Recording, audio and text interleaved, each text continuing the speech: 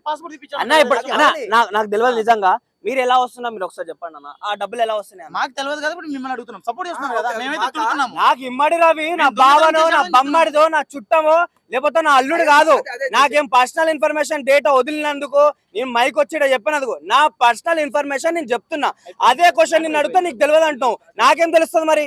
నాకేం తెలుస్తుంది నేను డ్యూటీ చేసుకుంటున్నాను నేను జాబ్ చేస్తున్నాను కాబట్టి నేను కూడా జాబ్ చేస్తున్నా అప్ప మా ఇద్దరం బాగానే ఉన్నా జాబ్ చేస్తున్నాం మరి ఆయన ఏం జాబ్ చేస్తున్నాడని డబ్బులు వచ్చినాయి ఏం డబ్బులు వచ్చినాయంటే ఏం డబ్బులు వచ్చినాయంటే దొంగతనంగా ఒక పైరసీ తీసి చేస్తుండు ఒక్క నిమిషం ఆగండి అన్న ఒక నిమిషం ఇగో ఇప్పుడు దొంగతనంగా ఒక పైరసీ సినిమాలు తీసేసి ఒక వెబ్సైట్ రన్ చేస్తుండు నేను కూడా ఒప్పుకుంటా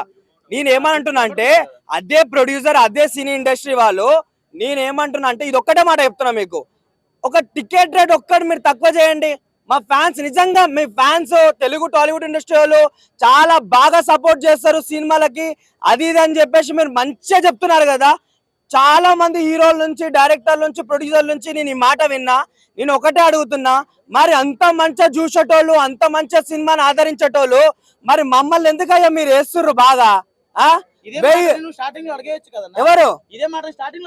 నీ మీడియా నువ్వు ఒక నిమిషం నువ్వు కెమెరా ఉంది నీ ఇక్కడ మైక్ ఉంది నీలాంటోడే ప్రశ్నించలేకపోతుండు నాలాంటోడు ఏం ప్రశ్నిస్తాడు నువ్వు ఇండియా దాకా పోతున్నావు ఒకటి చెప్తున్నా ఇగో మేము ఒకప్పుడు గవర్నమెంట్ నమ్మినాం గవర్నమెంట్ మోసం చేసింది ఇగో గవర్నమెంట్ కన్నా మా ఇమ్మడి రవి మాకేం మోసం చేయలేదు ఒకవేళ మోసం చేస్తే ఇప్పుడు ఎవరైతే సపోర్ట్ చేస్తున్నామో మేమే వాడిని చిత్తకు కొడతాం అర్థమైందా